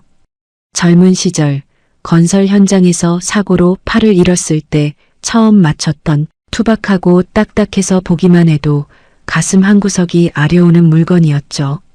진우는 거친 장갑 표면을 만지며 깊은 생각에 잠겼습니다. 오늘은 하나뿐인 금지옥 딸 정윤의 상견례가 있는 날입니다. 딸아이가 사랑한다는 남자의 집안 식구들을 처음 만나는 자리였어요. 진우는 상대 집안이 딸을 얼마나 귀하게 여겨줄지 확인하고 싶었습니다. 돈과 배경을 다 떼어내고 오직 사람 대 사람으로 마주하고 싶었지요. 그래서 일부러 화려한 의전 차량과 수행 비서들을 모두 물렸습니다. 의장님, 정말 이렇게 가시겠습니까? 차라도 근처에 대기시킬까요? 비서실장의 걱정 섞인 물음에도 진우는 그저 허허 웃으며 손을 저었습니다. 오늘은 VIP 의장이 아니라 정윤이 아비로 가는 걸세. 버스가 덜컹거릴 때마다 의수가 옆 좌석 손잡이에 부딪혀 둔탁한 소리를 냈어요. 옆에 앉아있던 젊은 학생이 미간을 찌푸리며 자리를 옮겼습니다. 진우는 미안한 마음에 고개를 숙이며 하얀 장갑 낀 손을 점퍼 주머니에 넣었지요. 사람들의 시선은 차가웠지만 진우의 마음속은 오히려 차분해졌습니다. 돈이 사람을 만드는 것이 아니라 사람이 돈을 다스려야 하는 법이지. 그는 마음속으로 수없이 되뇌었던 자신의 철학을 다시금 확인했습니다. 안내방송에서 목적지인 호텔 근처 정류장 이름이 흘러나왔습니다. 진우는 자리에서 일어나 불편한 몸을 이끌고 뒷문으로 향했어요. 계단을 한 발 한 발 내딛는 노인의 뒷모습은 위태로워 보였지요. 정류장에 내려서자 멀리 화려한 조명으로 빛나는 5성급 호텔이 보였습니다. 금방이라도 비가 올 듯 하늘은 낮게 가라앉아 있었고 찬바람은 진우의 얇은 점퍼 안으로 사정없이 파고들었습니다. 진우는 잠시 걸음을 멈추고 호텔 입구를 지켜보았습니다. 수억 원대의 외제차들이 줄을 지어 서고 발레 파킹 직원들이 분주히 움직였지요. 그 화려함 속으로 낡은 점퍼를 입은 노인이 천천히 걸어 들어갑니다. 한진우 의장은 점퍼 소매에 묻은 흙먼지를 손바닥으로 툭툭 털어냈습니다. 하지만 10년 넘게 입어해진 옷자락은 아무리 털어도 가려지지 않았어요. 그는 그 해진 자국을 보며 씁쓸한 미소를 지었습니다. 그래, 오늘은 이 모습 그대로가 필요하니까. 누구에게도 말하지 않은 비밀스러운 시험이 시작되려 하고 있었습니다. 자신의 팔을 앗아갔던 그 고단했던 세월의 흔적을 훈장처럼 두르고 그는 딸의 행복을 확인하기 위해 호랑이 굴로 들어가는 심정으로 발을 뗐습니다. 흰 장갑을 꽉 쥐는 진우의 눈빛만큼은 점퍼의 보풀과는 다르게 여전히 예리하고 깊은 통찰력을 담고 번뜩이고 있었답니다. 호텔 정문의 회전문을 통과하는 순간 따뜻한 온기가 훅 끼쳐왔어요. 은은한 향수 냄새와 고급스러운 음악이 흐르는 로비에 들어섰지만 진우의 낡은 운동화는 대리석 바닥 위에서 자꾸만 겉도는 기분이 들었습니다. 주변을 지나가는 사람들의 시선이 노골적으로 그의 차림새를 훑었지요. 하지만 진우는 허리를 꼿꼿이 펴지 않았습니다. 오히려 조금 더 구부정하게, 조금 더 기운 없는 노인의 모습으로 자신을 향해 쏟아질 그 오만과 편견의 파도를 맞이할 준비를 마쳤습니다. 정윤아, 아빠가 간다. 내가 선택한 사람이 정말 바른 사람이어야 할 텐데. 진우는 품 안에서 낡은 휴대폰을 꺼내 딸의 사진을 한번 확인했습니다. 그리고 결연한 표정으로 약속 장소인 프라이빗 다이닝 룸을 향해 걸었습니다. 국내 최고 자산운용사 의장의 화려한 위장 외출은 그렇게 시작되었지요. 과연 그 방 안에서 기다리는 사람들은 어떤 얼굴을 하고 있을까요? 진우의 투박한 의수와 낡은 점퍼가 가져올 파장은 아직 아무도 모른 채 호텔의 시계는 상견례 시간을 향해 무심하게 흘러가고 있었습니다. 호텔 로비의 높은 천장에서 쏟아지는 화려한 샹들리에 조명이 눈부셨어요. 대리석 바닥은 거울처럼 매끄러워 한진우 의장의 낡은 운동화가 닿을 때마다 쩍쩍 소리가 났지요. 입구에 들어서자마자 호텔 보안 요원과 직원들의 시선이 일제히 한진우를 향해 꽂혔습니다. 보풀이 일어난 점퍼와 때 묻은 하얀 면장갑은 이 화려한 공간과 전혀 어울리지 않았거든요.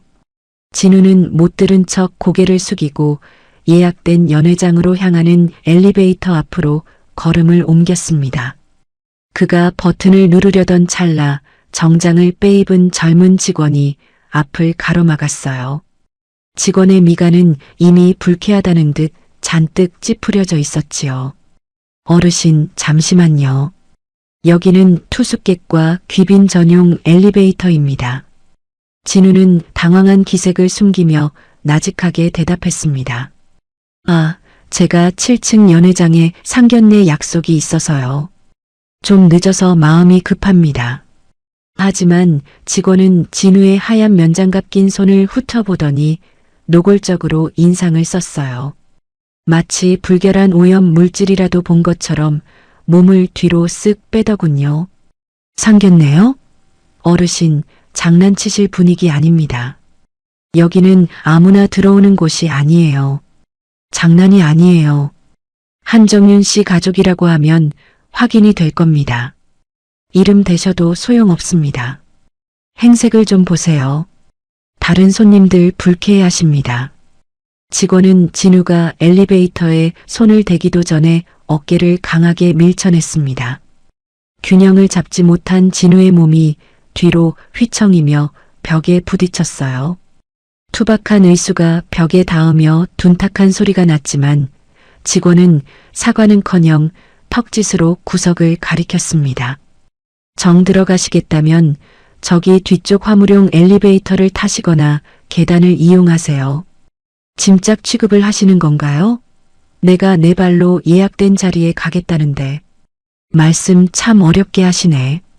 좋은 말로 할 때 나가시든가 밑으로 내려가세요. 진우는 씁쓸한 미소를 지으며 자신의 하얀 장갑을 내려다보았습니다.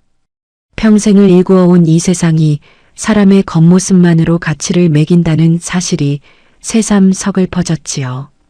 그때 멀리서 구두 소리를 내며 급하게 달려오는 발소리가 들렸습니다. 아빠, 여기서 뭐 하시는 거예요? 한참 기다렸잖아요. 진우의 딸 정윤이었습니다. 화사한 원피스를 입은 정윤은 당황한 표정으로 아버지의 팔을 붙들었어요. 직원은 정윤의 세련된 차림새를 보고는 잠시 주춤하며 눈치를 살폈습니다. 아니, 저기 손님.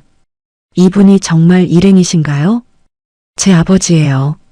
지금 저희 아버지한테 뭐라고 하신 거죠? 아, 그게 아니라 행색이 너무 다른 손님들이 오해하실까봐 제가 안내를. 정윤은 기가 막힌다는 듯 직원을 쏘아붙였습니다. 안내요? 화물 엘리베이터로 가라는 게 안내인가요? 당장 사과하세요. 아니, 저는 위에서 시키는 대로 규칙을 따른 것뿐입니다. 죄송하게 됐네요. 직원의 사과에는 진심이라고는 한 톨도 담겨 있지 않았어요. 오히려 정윤의 뒤에 선 진우를 보며 딸은 멀쩡한데 아버지는 왜 저 모양일까 하는 눈빛을 보냈지요. 진우는 딸의 손을 가만히 잡으며 고개를 저었습니다. 정윤아, 됐다. 나 때문에 너까지 기분 망칠 거 없다. 그냥 가자. 아빠, 속상하게 정말 왜 이러세요? 이 장갑은 또 뭐고 옷은 왜 이걸 입으셨어요? 아버지가 좀 서툴러서 그렇지.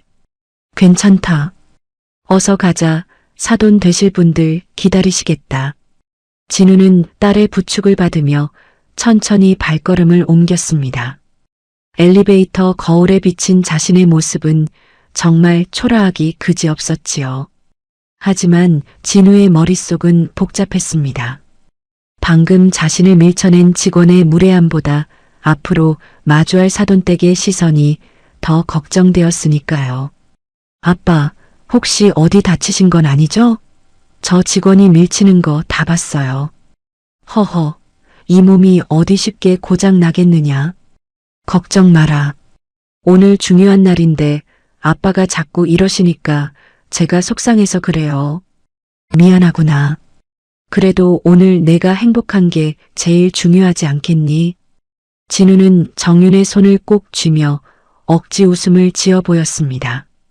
엘리베이터가 7층에 도착하고 문이 열리자 고급스러운 카펫이 깔린 복도가 나타났어요. 정윤은 아버지의 구겨진 점퍼 깃을 세심하게 정리해주며 깊은 한숨을 내쉬었습니다. 진우는 다시 한번 하얀 장갑 낀 의수를 점퍼 주머니 깊숙이 찔러 넣었습니다. 그는 문득 이런 생각이 들었어요. 만약 내가 의장 자격으로 이 자리에 왔다면 저 직원이 무릎이라도 꿇었겠지. 하지만 그런 가식적인 존경은 진우에게 아무런 의미가 없었습니다. 진짜 품격은 화려한 옷차림에서 나오는 것이 아니라 사람을 대하는 진심에서 나온다는 것을 그는 알고 있었으니까요. 방문 앞에 서자 진우의 심장이 평소보다 조금 더 빠르게 뛰기 시작했습니다. 과연 저 문 너머에는 어떤 사람들이 자신을 기다리고 있을까요? 딸이 선택한 남자의 부모님은 낡은 점퍼를 입은 자신을 어떤 눈으로 바라볼까요? 진우는 심호흡을 크게 한 번 하고는 정윤에게 고개를 끄덕였습니다. 가자, 들어가서 인사드려야지. 정윤이 조심스럽게 문을 열자 정갈하게 차려입은 한 쌍의 중년 부부가 보였습니다. 그들의 눈이 진우의 발끝부터 머리끝까지 훑어 내려가는 데는 채 1초도 걸리지 않았어요. 그 짧은 순간 진우는 직감했습니다. 오늘 이 자리가 결코 순탄치 않을 것이라는 사실을 말이지요. 진우는 비굴하지 않게 그러나 아주 낮은 자세로 고개를 숙이며 첫 인사를 건넸습니다. 하얀 장갑을 낀 그의 손이 미세하게 떨리고 있었지만 그의 눈빛은 여전히 상대방의 깊은 곳을 꿰뚫어 보고 있었습니다.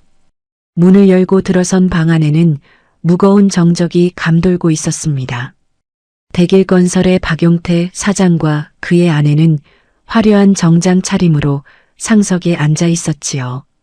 진우는 딸 정윤의 안내를 받아 조심스럽게 그들 맞은편 자리에 앉았습니다. 박용태는 진우의 낡은 점퍼와 구겨진 바지를 보며 이미 미간을 잔뜩 찌푸리고 있었어요. 마치 오지 말아야 할 사람이 신성한 자리에 끼어들었다는 듯한 불쾌한 표정이었지요. 진우는 정중하게 첫 인사를 건네기 위해 테이블 위에 놓인 하얀 면장갑을 만졌습니다. 식사 자리에서 장갑을 끼고 있는 것이 예의가 아니라고 생각했기 때문입니다.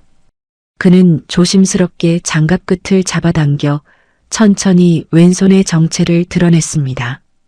그러자 낡고 투박한 세월의 때가 묻은 딱딱한 플라스틱 의수가 탁자 위로 툭 붉어져 나왔어요.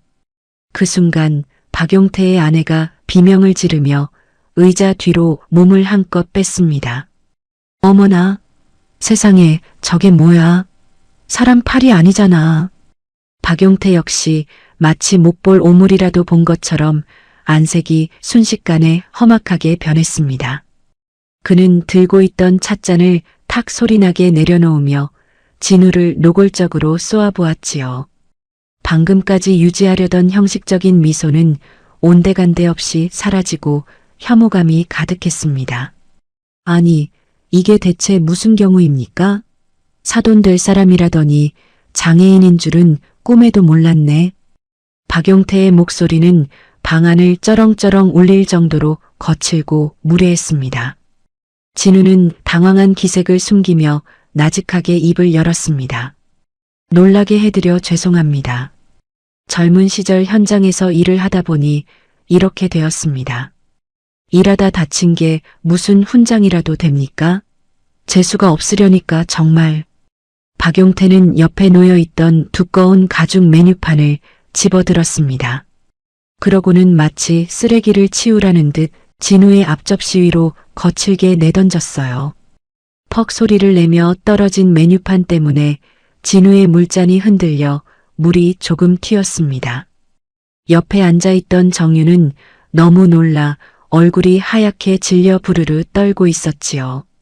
아버님, 말씀이 너무 지나치세요. 저희 아빠한테 사과하세요. 정윤이 울먹이며 소리쳤지만 박용태는 코방귀를 끼며 삿대질을 멈추지 않았습니다. 사과? 내가 왜 사과를 해? 멀쩡한 집안인 줄 알았더니 이런 결함 있는 사람을 데려와? 그의 아내도 옆에서 거들며 손수건으로 코를 막는 신용을 했습니다. 그러게 말이에요. 이런 분이랑 한상에서 밥을 먹으라니 입맛이 싹 달아나네.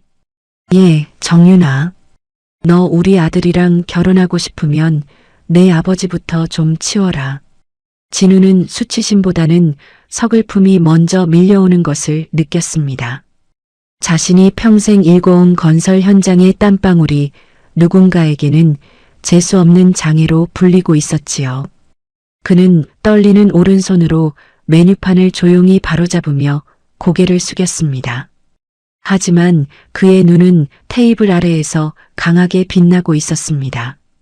상대의 밑바닥을 보겠다던 위장 외출의 목적이 너무나 선명하게 드러나고 있었거든요. 박용태는 분이 풀리지 않는지 의자를 뒤로 젖히며 거만한 자세를 취했습니다. 우리 대길건설이 어떤 회사인지 압니까? 곧 VIP 자산운용이랑 큰 계약을 앞두고 있어요. 그런 중요한 위치에 있는 우리 집안이 이런 수준 낮은 사람이랑 엮이면 무슨 망신이냐고. 진우는 VIP 자산운용이라는 단어가 나오자 입가에 아주 옅은 조소를 띄웠습니다. 자신의 회사와 계약을 구걸하던 사람이 바로 눈앞에 이 아나무인한 사내였으니까요. 박 사장님, 사람의 가치가 겉모습이나 신체 조건으로 결정되는 건 아니지 않습니까? 진우가 차분하게 말하자 박용태는 기가 막힌다는 듯 헛웃음을 터뜨렸습니다. 어디서 훈계질이야? 돈도 없고 몸도 성취하는 노인네가 감히. 당장 그 흉측한 가짜 팔 장갑으로 다시 가려요. 보기만 해도 소름 끼치니까.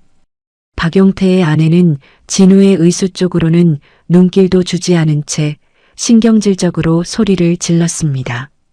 진우는 다시 천천히 하얀 면장갑을 집어들어 의수 위로 더 씌웠습니다. 딸 정유는 아버지가 겪는 모욕에 참지 못하고 결국 눈물을 펑펑 쏟아냈지요. 아빠 나가요. 우리 이런 대접 받으면서 여기 있을 이유 없어요. 진우는 정윤의 차가워진 손을 가만히 맞잡으며 조용히 고개를 저었습니다. 아직은 일어날 때가 아니었습니다. 이들의 밑바닥이 어디까지인지 끝까지 봐야 했으니까요. 방 안의 공기는 얼음장처럼 차갑게 식어버렸고 음식은 나오기도 전에 이미 상해버린 기분이었습니다. 박용태는 자신의 권력을 과시하듯 연신 거들먹거리며 진우를 벌레 보듯 훑어보았지요. 하지만 진우는 그 모욕적인 시선을 묵묵히 견뎌내며 속으로 생각했습니다. 당신들이 그토록 우러러보는 그 VIP 자산운용의 주인이 지금 당신들 앞에 앉아 있는데 진우의 낡은 점퍼 속에서는 고요하지만 매서운 폭풍이 서서히 고개를 들고 있었습니다. 방 안의 공기는 이미 차갑게 식어버렸지만 그 정적을 깨는 것은 예의 바른 대화가 아니었어요. 예비사위라는 동원은 장인인 진우가 방에 들어와 수모를 당하는 순간에도 고개조차 들지 않았습니다. 오히려 식탁 아래로 스마트폰을 숨긴 채 손가락을 바쁘게 놀리며 무언가에 집착하고 있었지요.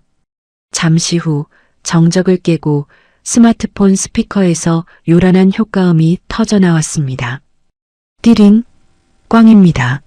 다음 기회를 이용하세요. 비정한 기계 음성이 방 안을 가득 채우자 동원의 얼굴이 험악하게 일그러졌습니다. 동원은 예비장인과 눈이 마주쳤음에도 아랑곳하지 않고 신경질적으로 화면을 두드렸지요. 아씨, 이번엔 무조건 터지는 타이밍이었는데 다 날렸네. 그는 분에 못 이겨 씩씩거리더니 옆에 앉은 박용태의 팔을 흔들었습니다. 아빠, 나 돈 좀 더 보내줘 봐요. 금방 복구할 수 있어. 이번 판만 더 하면 잭팟이라고. 상견례 자리에서 불법 도박 게임을 하며 돈을 달라고 떼를 쓰는 아들의 모습이라니요. 진우는 기가 막혀 헛웃음이 나올 지경이었지만 박용태 사장의 반응은 더 가관이었습니다. 박용태는 허허 웃으며 아들의 어깨를 툭툭 두드려주는 게 아니겠어요? 허허, 녀석도 참. 사내 자식이 그 정도 배짱은 있어야지. 우리 아들이 통이 좀 커서 그래요. 박 사장님, 지금 상견례 자리입니다. 이 자리에서 도박이라니요. 진우가 참다 못해 한마디 던지자 박용태는 오히려 눈을 부릅뜨며 면박을 주었습니다. 아니, 노인네가 왜 남의 귀한 아들 길을 죽이고 그래? 당신 딸이 우리 집안에 들어오는 게 영광인 줄 알아야지. 진우는 타들어가는 목마름에 테이블 중앙에 놓인 물병으로 손을 뻗었습니다. 하얀 장갑을 낀 의수로 조심스럽게 물병을 잡아 자신의 컵에 물을 따르려 했지요. 그때였습니다. 박용태가 비명을 지르듯 소리를 치며 진우의 손등을 팍 쳐냈습니다. 물병이 바닥으로 나뒹굴며 시원한 물이 진우의 낡은 바지를 적시고 말았어요. 아니, 지금 뭐 하시는 겁니까? 진우가 당황해서 소리쳤지만 박용태는 혐오스럽다는 듯 손수건을 꺼내 자신의 손을 닦아냈습니다. 어딜 그 징그러운 의수로 물병을 건드려. 당신이 만진 건 병균 옮을 것 같아서 안 마신다니까. 박용태는 테이블 위에 튄 물방울조차 더럽다는 듯 손수건으로 격하게 문질러 닦았습니다.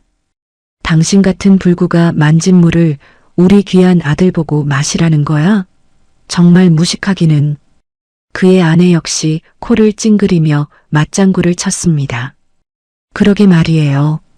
아까부터 그 가짜 팔만 보면 속이 메스꺼려서 원. 정윤아, 너 정말 이런 집안에서 자란 거니? 정윤은 참지 못하고 자리에서 벌떡 일어나 아버지를 감싸 안았습니다. 아빠, 우리 진짜 나가요. 이 사람들은 사람이 아니에요. 동원 씨, 당신 어떻게 이럴 수 있어? 정윤의 외침에도 동원은 게임 화면에서 눈을 떼지 않은 채 무심하게 대답했지요. 아, 시끄럽게 왜 그래? 우리 아빠 말이 틀린 거 없잖아. 나중에 우리 회사 들어오려면 장인어른도 처신 잘해야지. 동원은 오히려 정윤을 귀찮다는 듯 밀어내며 다시 도박 게임의 레버를 당겼습니다. 진우는 젖은 바지를 내려다보며 깊은 한숨을 내쉬었습니다. 자신의 신체적 장애를 병균 취급하고 딸의 눈물조차 외면하는 이들의 민낯이 적나라하게 드러났지요. 박용태는 승리자라도 된 양 거드름을 피우며 양주를 한 잔 들이켰습니다. 이봐요, 한씨. 당신 딸이 우리 집에 시집 오면 그 의수부터 내다버려요. 창피해서 어디 같이 다니겠어? 박 사장님, 오늘 이 자리를 마련한 제 진심이 어디에 있다고 생각하십니까? 진우의 목소리가 낮고 무겁게 가라앉았습니다. 하지만 박용태는 코방귀를 끼며 진우의 면전에 대고 손가락질을 해댔어요. 진심? 돈 없는 노인네가 부잣집 사돈 한번 되어보겠다는 속셈 모를 줄 알아? 우리 대길건설이 VIP 자산운용이랑 계약만 체결하면 대한민국을 쥐락펴락할 텐데. 그때 가면 당신 같은 사람은 우리 집 대문 근처에도 못 오게 할 거야. 알았어? 박용태의 오만한 선전포고에 진우는 오히려 가슴속 깊은 곳에서 차가운 분노가 끓어오르는 것을 느꼈습니다. 그는 젖은 옷을 정리하며 천천히 자리에 앉아 흩어진 장갑 매무새를 고쳤습니다. 상대방의 밑바닥을 확인하려던 계획은 이제 충분히 달성된 것 같았지요. 동원의 도박 효과음은 끊이지 않았고 박 사장 부부의 비웃음은 방안을 가득 메웠습니다. 진우는 주머니 속에서 진동하는 휴대폰을 가만히 움켜쥐었습니다. 이제 이 연극을 끝내고 진짜 의장의 모습으로 이들을 심판할 시간이 다가오고 있었답니다. 진우는 정윤의 떨리는 손을 꼭 쥐며 나직하게 속삭였습니다. 정윤아, 걱정하지 마라. 이 아비가 다 해결해 주마. 그의 눈빛은 더 이상 힘없는 노인의 것이 아니라 시장을 호령하던 거물의 그것으로 바뀌어 있었습니다. 아직 자신의 앞에 놓인 비극이 무엇인지 모르는 박용태 일가에게 진우는 마지막으로 자비 없는 미소를 살짝 지어 보였습니다. 방 안의 공기는 이제 숨이 막힐 정도로 무겁게 가라앉아 있었습니다. 박용태 사장의 비아냥거림은 멈출 줄 몰랐고 진우는 그저 묵묵히 자신의 하얀 장갑을 내려다보았지요. 옆에서 울먹이던 딸 정윤이 참다 못해 떨리는 목소리로 입을 열었습니다. 아버님, 말씀이 너무 심하세요. 우리 아빠 팔 그냥 다치신 게 아니에요. 현장에서 기계 속으로 팔이 딸려 들어갈 뻔한 동료를 구하려다 이렇게 되신 거라고요. 정윤의 목소리에는 아버지에 대한 존경과 억울함이 한데 섞여 있었습니다. 그 팔은 진우에게 있어 단순한 장애가 아니라 사람을 살린 숭고한 훈장과도 같았거든요. 하지만 박용태는 코끝을 찡그리며 가당치도 않다는 듯 껄껄 웃어댔습니다. 동료를 구해? 허허, 그거 참 눈물 나는 심파극이네. 그래서 남은 게 저 흉측한 의수뿐입니까? 그는 앞에 놓인 비싼 양주를 한 모금 들이켜더니 진우의 면전에 대고 거칠게 말을 내뱉었습니다. 결국 못 배워서 현장에서 구르다 팔 하나 날린 거 아닙니까? 그게 무슨 자랑이라고. 진우는 눈을 감고 과거의 그 뜨거웠던 건설 현장을 떠올렸습니다. 먼지 날리는 현장에서 땀 흘리며 일하던 그때 그는 단 한 번도 자신의 선택을 후회한 적이 없었지요. 하지만 눈앞에 박용태는 그 고귀한 희생을 그저 무식해서 몸 굴린 결과로 치부해버렸습니다. 박 사장님, 현장에서 땀 흘려 일하는 사람들이 없으면 당신이 짓는 건물도 없는 법입니다. 진우가 차분하게 대꾸하자 박용태는 기가 막힌다는 듯 식탁을 쾅 내리쳤습니다. 어디서 감히 근본도 없는 노인네가 훈계질이야. 우리 같은 상류층하고 당신은 태생부터 달라. 나 대길건설 박용태야. 그는 연신 자신의 인맥과 재력을 과시하며 진우를 밑바닥 인생이라 조롱했지요. 박용태의 아내 역시 부채질을 하며 거만한 태도로 거들었습니다. 그러게 말이에요. 격이 맞아야 사돈을 맺지. 이런 장애인 집안이랑 엮였다간 우리 집 망신이에요. 그녀는 진우의 낡은 점퍼를 보며 마치 전염병이라도 옮을 것 같은 표정을 지어 보였습니다. 진우는 가슴속 깊은 곳에서 차가운 실소가 터져 나오는 것을 겨우 억눌렀습니다. 자신에게 투자를 구걸하던 대길건설의 사장이 정작 투자자의 얼굴도 모른 채 독서를 뿜어내고 있었으니까요. 동호는 여전히 스마트폰 도박 게임에 빠져 기계적인 효과음을 내보내고 있었습니다.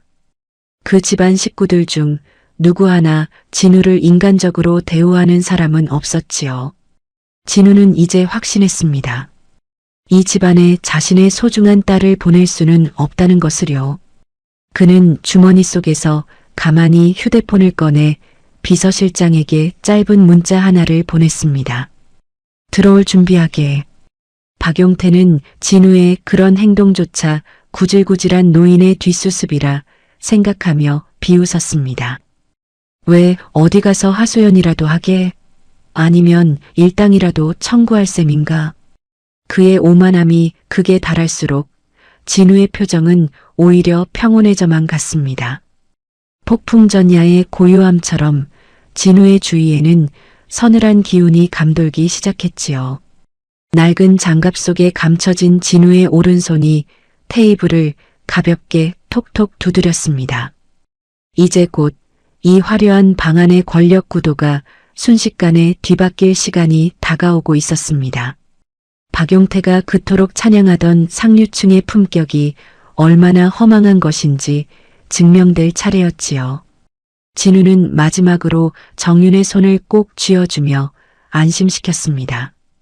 그리고 고개를 들어 박용태의 눈을 똑바로 응시했습니다. 그 눈빛은 이미 낡은 점퍼를 입은 노인의 것이 아니라 거대한 자본을 움직이는 포식자의 것이었답니다. 방 안의 공기는 이제 더 이상 숨을 쉴 수 없을 만큼 탁하게 오염되어 있었습니다. 박용태 사장은 옆에 놓아두었던 두툼한 수입차 카탈로그를 집어들더니 진우의 가슴팍을 향해 툭 던지듯 내던졌습니다. 종이 뭉치가 진우의 낡은 점퍼에 부딪혀 바닥으로 힘없이 떨어졌지요. 그는 비열한 웃음을 흘리며 턱을 치켜들고 진우를 몰아붙이기 시작했습니다. 이봐요, 한씨. 우리 집안 며느리가 되는 게 쉬운 일인 줄 알았어? 이 차 보이지? 우리 아들이 요즘 눈여겨보는 모델이야. 이 정도 성의는 보여야지. 박용태는 손가락으로 카탈로그를 가리키며 고액의 지참금을 대놓고 요구했습니다.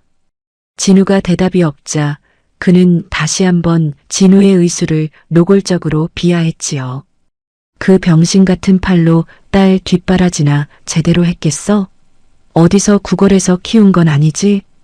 그 모욕적인 언사에 옆에 있던 정윤이 결국 참았던 울음을 터뜨리며 자리에서 일어났습니다. 어깨를 들썩이며 서럽게 울던 정윤이 박용태를 향해 단호하게 소리쳤어요. 아버님, 정말 너무하세요. 저희 아빠가 어떤 분인지 아시면서 어떻게 그런 말씀을 하세요? 돈 없으면 사람 취급도 안 하시는 거예요? 제발 우리 아빠 모욕하지 마세요. 정윤의 목소리가 방 안을 쩌렁쩌렁 울리자 박용태의 아내가 눈을 가늘게 뜨며 일어났습니다. 어머, 얘 좀 봐. 어디서 천한 집안 딸이 감히 어른한테 소리를 질러. 근본 없는 집안에서 자랐다더니 가정교육 한번 눈에 선하네.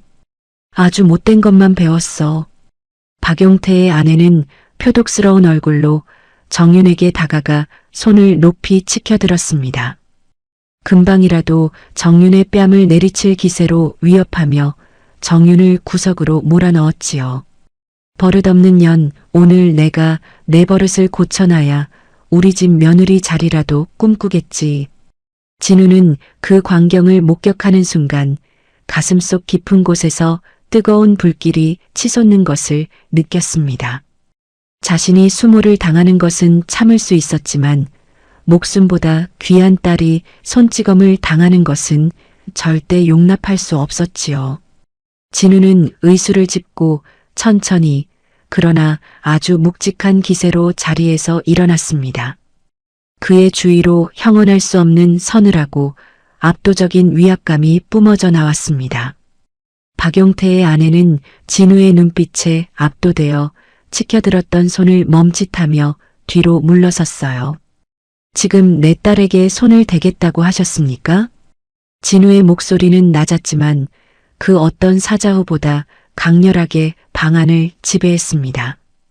박용태는 당황하면서도 끝까지 허세를 부리며 진우의 가슴을 손가락으로 찔러댔지요.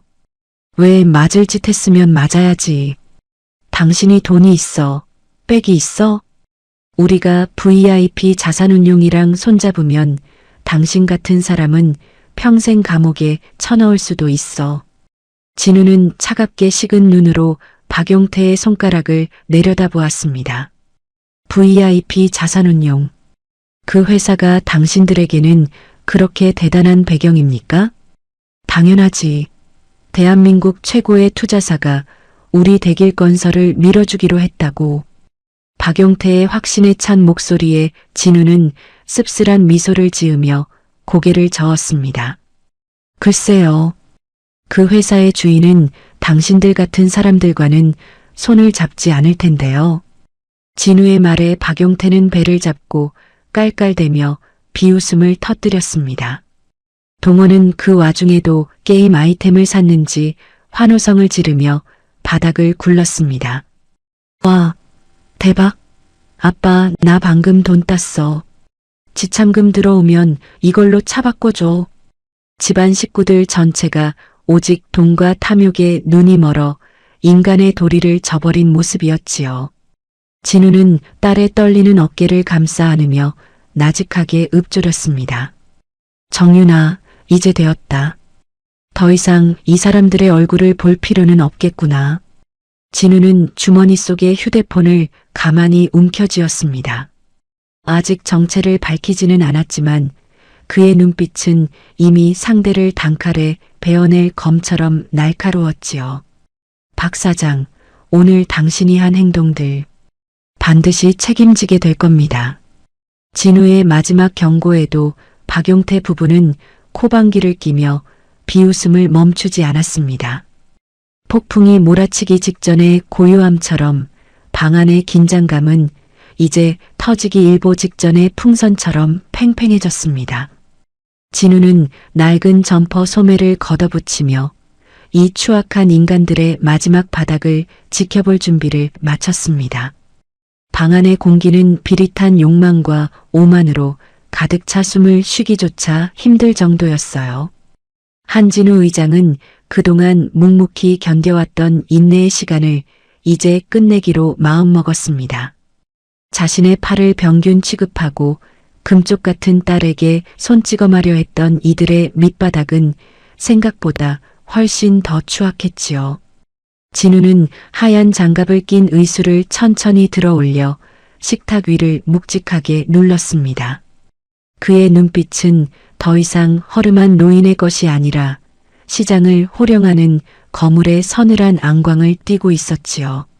진우는 옆에서 떨고 있는 딸 정윤의 어깨를 가만히 감싸 안았습니다. 그리고 박용태 사장을 똑바로 응시하며 아주 낮고 무거운 목소리로 입을 열었어요. 이제 충분히 보았소. 당신들이 사람을 어떻게 대하는지, 그 마음보가 얼마나 썩어 빠졌는지 말이오. 박용태는 가당치도 않다는 듯 코방귀를 뀌며 술잔을 만지작거렸습니다. 진우의 목소리는 낮고 차분했지만 방 안의 모든 소음을 단번에 잠재울 만큼 위험이 있었지요. 이 혼사는 없었던 일로 하겠소. 내 딸을 이런 오물통 같은 집안에 보낼 수는 없으니까. 진우의 단호한 파혼 선언에 방 안에는 일순간 정적이 흘렀습니다. 박용태는 기가 막힌다는 듯 헛웃음을 터뜨리며 자리에서 벌떡 일어났어요. 뭐, 혼사를 물러? 야, 이 노인네야. 지금 누가 누구한테 파혼을 말해? 감히 우리 같은 집안이랑 엮이는 걸 감지덕지에도 모자랄 판에 장애인 주제에 제정신이야? 박용태의 아내 역시 얼굴이 불그락 푸르락 달아올라 씩씩거리며 소리를 질렀습니다. 어머 세상에, 저 천한 노인네가 감히 우리를 거절해? 우리가 누군지 알고. 분노가 극에 달한 박용태의 아내는 눈앞에 보이는 것을 가리지 않았습니다. 식탁 위 얼음 바스켓에 꽂혀 있던 핑크빛 로제 샴페인 병을 낚아챘지요. 그러더니 그대로 한진우 의장의 머리 위로 샴페인을 콸콸 쏟아부어 버렸습니다. 이거나 처먹고 정신 차려. 냄새나는 옷에 향수라도 뿌려주는 거니까 고마운 줄 알라고. 톡 쏘는 탄산 소리와 함께 분홍빛 액체가 진우의 머리카락과 낡은 점퍼를 사정없이 적셨습니다. 달콤하면서도 비릿한 술 냄새가 진우의 온몸을 휘감으며 바닥으로 뚝뚝 떨어졌지요. 정유는 비명을 지르며 손수건을 꺼내 아버지의 얼굴을 닦아내려 했지만 진우는 가만히 딸의 손을 제지했습니다. 얼굴에 흐르는 술방울을 닦지도 않은 채 진우는 오히려 박용태 부부를 향해 씁쓸한 미소를 지어 보였어요. 그 모습이 너무나 초연하고 당당해서 오히려 샴페인을 부은 박용태의 아내가 뒷걸음질을 쳤지요. 이 샴페인 한 병에 당신들 집안의 운명이 담겨 있었는데 그걸 스스로 쏟아버렸구려. 진우의 말에 박용태는 테이블을 쾅 치며 삿대질을 멈추지 않았습니다. 운명? 웃기고 있네. 당신 같은 밑바닥 인생이 우리 운명을 어쩐다고. 당장 내 눈앞에서 꺼져. 저 재수없는 의수꼴도 보기 싫으니까 당장 나가라고. 그 옆에서 아들 동원은 여전히 도박게임 화면만 보며 낄낄거리고 있었습니다. 엄마, 나이스 샷. 저 노인네 꼴 좀 봐. 완전 젖은 생쥐꼴이네. 진우는 젖은 점퍼 소매를 가만히 정리하며 천천히 자리에서 일어났습니다. 샴페인이 바닥에 카펫으로 스며들며 얼룩을 만들고 있었지만 진우의 자존감에는 단 한 방울의 얼룩도 남지 않았지요. 그는 자신의 정체를 밝히기 직전까지 이들에게 인간적인 기회를 주려 했으나 그들은 그 마지막 기회마저 발로 차버렸습니다. 박 사장, 돈으로 쌓은 성벽은 높을지 몰라도 그 안의 사람은 참으로 빈곤하군. 진우는 젖은 의수를 들어 올려 뺨을 타고 흐르는 액체를 쓱 닦아냈습니다. 그의 낡은 운동화가 샴페인에 젖어 대리석 바닥에 끈적한 발자국을 남겼지요. 진우는 딸의 손을 잡고 뒤도 돌아보지 않은 채 문을 향해 걸어갔습니다. 이제 잠시 후면 저 오만한 박용태가 피눈물을 흘리며 이 샴페인을 핥아서라도 치우고 싶어 할 순간이 올 테니까요. 분홍빛 샴페인이 뚝뚝 떨어지는 호텔 바닥은 얼음판처럼 미끄러웠어요. 한진우 의장이 젖은 몸을 이끌고 밖으로 향하려다 그만 발을 헛디뎌 중심을 잃고 휘청였습니다. 무거운 의수를 지탱하던 오른팔마저 미끄러운 바닥에 닿으며 진우는 바닥에 주저앉고 말았지요. 그 초라한 모습을 본 박용태 사장은 가소롭다는 듯 낄낄거리며 다가왔습니다. 박용태는 값비싼 구두 끝으로 진우의 투박한 의수를 툭툭 걷어차며 비아냥거렸어요. 아이고, 우리 사돈어른. 술 한 잔에 몸도 못 가누시네. 그 가짜 팔이 무거워서 그런가? 이봐요, 한씨. 당신 팔처럼 당신 인생도 이제 완전히 부러진 거야. 알겠어? 박용태의 아내와 아들 동원도 그 광경을 보며 손가락질하며 배를 잡고 웃어댔지요. 바닥에 엎드린 진우의 위로 차가운 조롱과 샴페인 냄새가 진동하던 바로 그 순간이었습니다. 쾅! 하고 정적을 깨는 굉음과 함께 룸의 육중한 문이 거칠게 박차고 열렸습니다. 검은 정장을 갖춰 입은 건장한 사내들이 일사불란하게 방 안을 가득 메웠지요. 그 대열의 맨 앞에는 박용태가 그토록 목을 빼고 기다리던 VIP 자산운용의 김 실장이 서 있었습니다. 박용태는 반가운 마음에 바닥에 엎드린 진우는 안중에도 없이 김 실장에게 달려갔어요. 어이구, 김 실장님, 드디어 오셨습니까? 이 난장판은 금방 치울 테니까 걱정 마세요.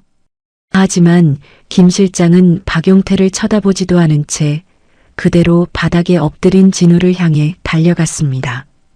김 실장과 수십 명의 수행원은 일제히 허리를 90도로 꺾으며 우렁찬 목소리로 인사했지요.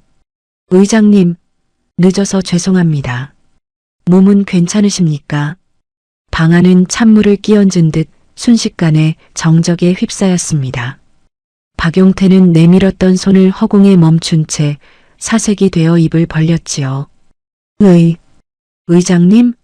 김 실장님, 지금 누구 보고 의장님이라고 하시는 겁니까? 김 실장은 차가운 눈빛으로 박용태를 쏘아보며 단호하게 대답했습니다. 이분이 바로 당신이 그토록 뵙고 싶어 하던 우리 VIP 자산운용의 한진우 의장님이십니다. 진우는 김 실장의 부축을 받으며 천천히 그리고 아주 위엄있게 자리에서 일어났습니다. 샴페인에 젖어 엉망이 된 하얀 장갑을 벗어 던지자 날카롭고 단단한 의수의 본체가 드러났지요. 박용태는 무릎이 꺾이며 그 자리에 풀썩 주저앉아 벌벌 떨기 시작했습니다. 의장님, 제가 죽을 죄를 지었습니다. 정말 꿈에도 몰랐습니다. 조금 전까지 오만방자했던 박용태의 아내와 아들도 얼굴이 하얗게 질려 고개를 들지 못했지요. 진우는 수행원이 건네준 고급 손수건으로 젖은 의수를 천천히 아주 꼼꼼하게 닦아냈습니다. 그 동작 하나하나가 마치 박용태의 목을 죄는 올가미처럼 무겁게 느껴졌어요. 진우는 바닥에 머리를 조아리고 있는 박용태를 내려다보며 나직하게 입을 열었습니다. 박 사장, 내 의수가 징그럽다고 했나? 내 딸이 천한 집안 자식이라고 했고? 아닙니다, 의장님. 제가 입이 10개라도 할 말이 없습니다. 제발 한 번만 살려주십시오. 박용태는 자신의 뺨을 수차례 내려치며 비굴하게 용서를 구했습니다. 하지만 진우의 눈빛에는 단 한 방울의 자비도 섞여 있지 않았지요. 당신이 쏟은 건 샴페인이 아니라 대길건설의 마지막 기회였소. 김 실장, 대길건설과의 모든 투자 논의를 백지화하게. 그리고 그동안 진행된 대출건도 전수조사에서 즉시 회수 절차 밟도록. 진우의 명령 한마디에 박용태의 세상은 순식간에 무너져 내렸습니다. 박용태는 진우의 바짓가랑이를 붙잡으려 했지만 경호원들에게 차갑게 끌려나갔습니다. 안 됩니다. 의장님, 회수라니요. 그러면 우리 회사는 망합니다. 처절한 비명이 복도 끝으로 사라질 때까지 진우는 시선을 돌리지 않았습니다. 그는 옆에서 안도의 눈물을 흘리는 딸 정윤의 어깨를 가만히 다독여 주었지요. 정윤아, 이제 정말 다 끝났다. 아빠가 미안하다. 이런 꼴 보게 해서.